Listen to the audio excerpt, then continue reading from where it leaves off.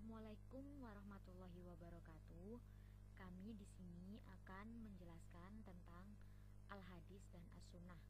Sebelumnya perkenalkan terlebih dahulu, nama saya Mia Aifiranda dengan nomor induk mahasiswa 20201057 dan teman saya Marida Vicky Tasya dengan nomor induk 20201100. Baik, sebelum menelaah lebih jauh tentang hadis sebagai sumber hukum Islam, perlu untuk diketahui tentang pengertian hadis terlebih dahulu. Hadis dan Al-Quran merupakan dua sumber hukum Islam yang memiliki hubungan dan keterkaitan satu sama lain untuk menjelaskan terkaitnya ajaran agama Islam. Hadis sendiri secara harfiah dapat diartikan sebagai perkataan atau sabda, percakapan atau perbuatan. Sedangkan secara terminologi didefinisikan sebagai catatan yang bersumber dari pernyataan dan tingkah laku Nabi Muhammad SAW yang dijadikan landasan syariat Islam. Secara garis besar, hadis merupakan makna segala perkataan atau sabda, perbuatan dan ketetapan lainnya dari Nabi Muhammad SAW yang dijadikan hukum syariat Islam selain Al-Quran. Kemudian ada banyak sekali ulama-ulama atau ahlul hadis, diantaranya adalah Imam Bukhari, Imam Muslim, Imam Turmuzi, Imam Ahmad, Imam Abu Daud, Imam Ibnu Majah, dan Imam Nasai.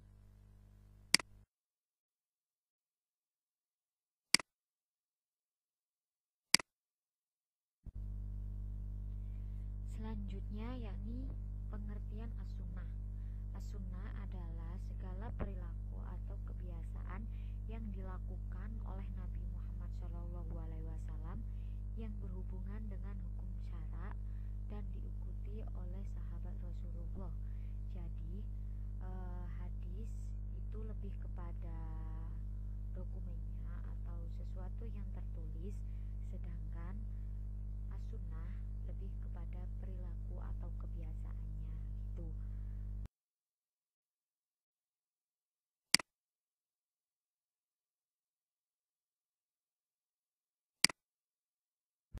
Nah, sama-sama merujuk pada perilaku Nabi Muhammad SAW ya. Jadi keduanya itu sama-sama dari perilaku Nabi Muhammad SAW. Nah, sedangkan perbedaannya al-hadis berkaitan dengan hukum syara dan tidak. Jadi sedangkan as-sunnah berkaitan dengan hukum syara gitu. Jadi al-hadis ada yang berkaitan dengan hukum syara atau tidak, sedangkan as-sunnah itu berkaitan dengan hukum syara pasti gitu. Nah, yang kedua, kalau al-hadis tidak terlalu diikuti oleh sahabat, sedangkan as-sunnah diikuti oleh para sahabat Rasulullah. Nah, yang ketiga, al-hadis merujuk pada sunnah Rasul. Nah, sedangkan as-sunnah merujuk pada Al-Quran gitu. Nah, yang keempat, al-hadis itu adalah lebih kepada pekerjaan manusia, sedangkan as-sunnah lebih kepada perbuatan Rasulullah. Nah, yang keempat, al-hadis bisa terjadi salah dan kebenarannya tidak dijamin, sedangkan as-sunnah tidak mungkin salah dan kebenarannya dijamin. Jadi perbedaan antara al-hadis dan as-sunnah seperti itu ya. Oke, selanjutnya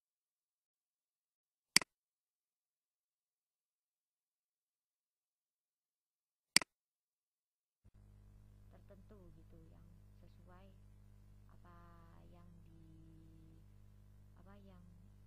menurut para ulama begitu. Oke, selanjutnya yakni kedudukan hadis sebagai sumber hukum Islam kedua setelah Al-Quran. Jadi seperti yang tadi sudah dijelaskan gitu, kedudukan hadis yakni sumber hukum Islam kedua setelah Al-Quran. Jadi sumber hukum Islam yang utama, yang pokok adalah Al-Quran, tetapi nanti juga bisa dibantu oleh hadis-hadis begitu. sebagaimana yang telah dijelaskan, ya hadis mempunyai kedudukan sebagai sumber hukum Islam kedua. Hubungan hadis dengan Al-Quran tentunya memiliki hubungan yang cukup erat. Hadis berfungsi menjelaskan hukum-hukum dalam Al-Quran. Allah menetapkan hukum dalam Al-Quran adalah untuk diamalkan, karena dalam pengamalan itulah terletak tujuan yang digariskan. Nah, begitu. Jadi secara garis besarnya, hukum Islam yang utama adalah Al-Quran, sedangkan hadis adalah yang kedua setelah Al-Quran kedudukannya. Jadi jika ada sesuatu yang tidak jelas di dalam Al-Quran, maka bisa dijelaskan lagi melalui sebuah hadis. Oke, selanjutnya akan dijelaskan oleh teman saya, yakni Marida. Monggo.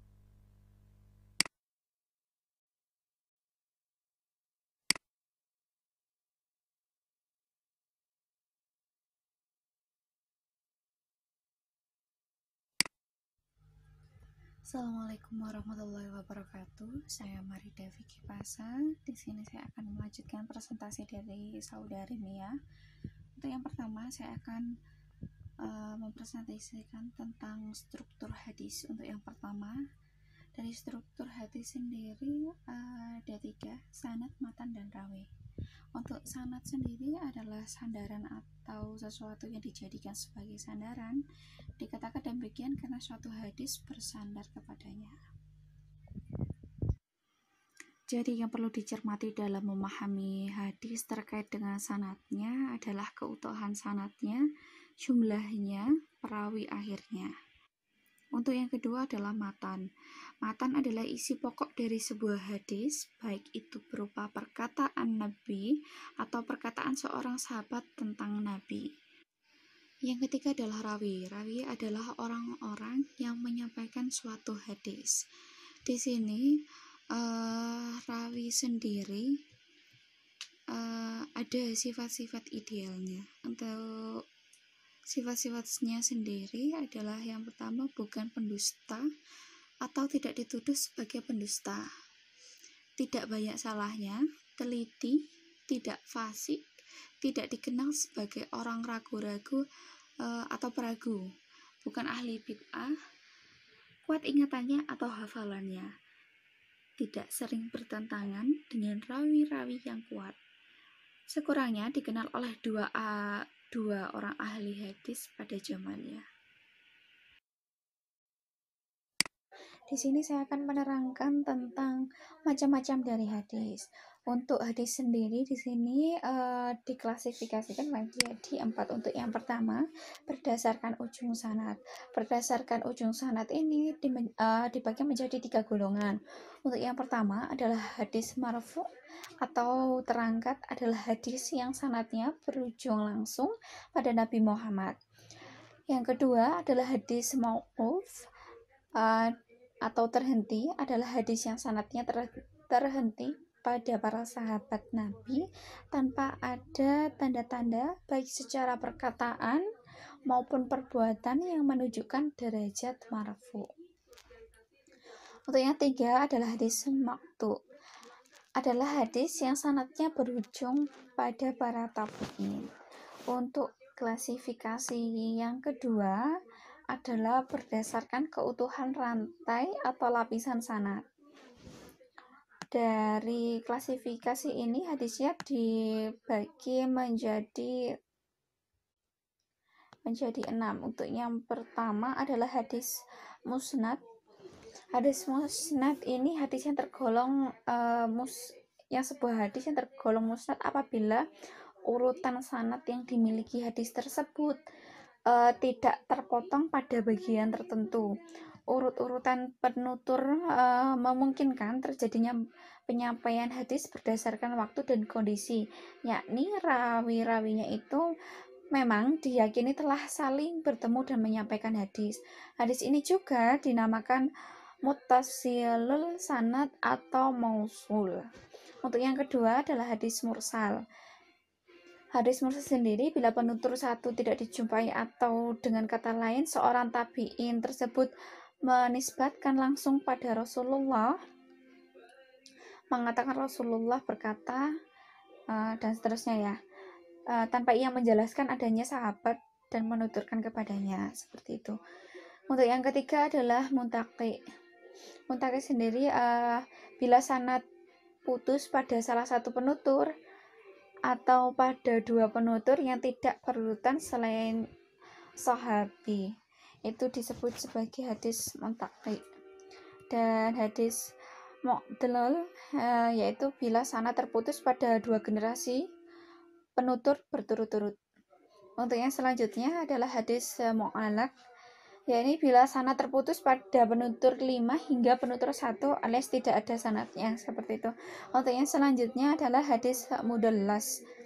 Hadis mudallas sendiri bila salah satu rawi mengatakan, contohnya seperti ini, si A berkata atau hadis ini dari si A tanpa ada kejelasan kepada saya, yakni tidak tegas menunjukkan bahwa hadis itu disampaikan kepadanya secara langsung, seperti itu.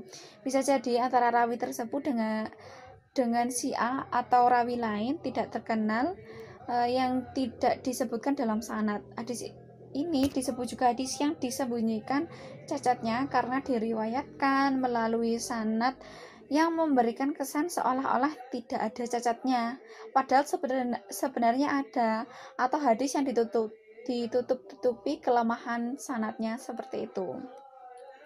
Untuk yang selanjutnya adalah berdasarkan jumlah penutur.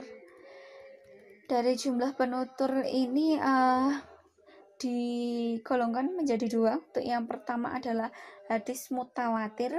Hadis mutawatir di sini adalah hadis yang diriwayatkan oleh sekelompok orang dari beberapa sanad dan tidak terdapat kemungkinan bahwa mereka semua itu sepakat untuk berdusta bersama akan hal itu. Jadi hadis mutawatir ini memiliki beberapa sanad dan jumlah penutur pada setiap lapisan generasi berimbang, seperti itu. Dan selanjutnya adalah hadis ahad. Hadis adalah hadis yang diriwayatkan oleh sekelompok orang namun tidak mencapai tingkat mutawatir. Hadis ahad kemudian dibedakan atas tiga jenis, yaitu gharib, aziz, dan masyhur. Gharib sendiri di sini adalah bila hanya terdapat salah satu jalur sanad atau pada salah satu lapisan terdapat hanya satu penutur, meski pada lapisan lain memungkinkan terdapatnya banyak penutur. Jika aziz kalau aziz, ini bila terdapat dua jalur sanad atau dua penutur pada salah satu lapisan pada lapisan yang lebih banyak. Kalau masyhur bila terdapat lebih dari dua jalur sanad atau tiga atau lebih penutur pada salah satu lapisan dan lapisan lain lebih banyak, seperti itu, namun tidak mencapai derajat mutawatirnya. Dinamai juga hadis mustafid.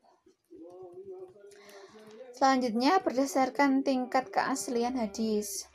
Dari tingkat keaslian hadis ini dibagi menjadi 3 golongan. Untuk yang pertama, hadis sahih, yaitu tingkat tertinggi penerimaan pada suatu hadis. Untuk yang kedua, hadis hasan. Hadis hasan ini bila hadis yang disebut sanadnya bersambung tetapi ada sedikit kelemahan pada rawi-rawinya. Misalnya, diriwayatkan oleh rawi yang adil namun tidak sempurna ingatannya, namun matanya tidak syadz atau cacat, seperti itu. Untuk yang ketiga adalah hadis dhaif. Ini yang biasanya sering kita dengar, yaitu lemah ya hadisnya. Ialah hadis yang sanadnya tidak bersambung atau diriwayatkan oleh orang yang tidak adil atau tidak kuat ingatannya atau mengandung kejanggalan atau cacat, seperti itu. Takutnya biasanya hadis lemah ini biasanya takutnya dibuat oleh seseorang itu untuk membenarkan statementnya, seperti itu, untuk kepentingan pribadi, seperti itu. Untuk yang selanjutnya, yang keempat adalah hadis mau'dhalu, yaitu bila hadis dicurigai palsu atau buatan karena dalam rantai sanadnya dijumpai penutur yang dikenal sebagai pendusta. Dan untuk yang selanjutnya adalah macam-macam dari sunnah, yang dibawakan oleh ahli hadis antara lain. Untuk yang pertama adalah hadis hauli, adalah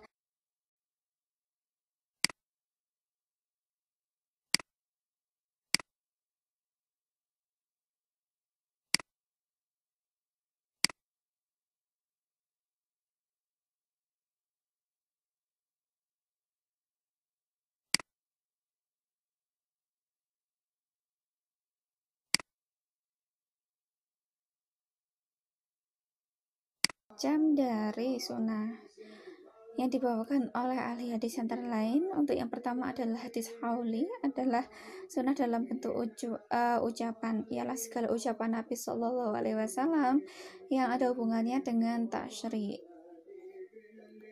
Lalu yang kedua adalah hadis fi'li atau sunnah yang berupa perbuatan, ialah segala perbuatan Nabi Shallallahu Alaihi Wasallam yang diberikan oleh para sahabatnya tentang wudhu, sholat, haji, dan sebagainya. Dan selanjutnya yang ketiga adalah hadis takriri, ialah segala perbuatan sahabat yang diketahui oleh para nabi Shallallahu Alaihi Wasallam dan beliau membiarkannya sebagai tanda setuju dan tidak mengakhirinya dan tidak mengingkarinya.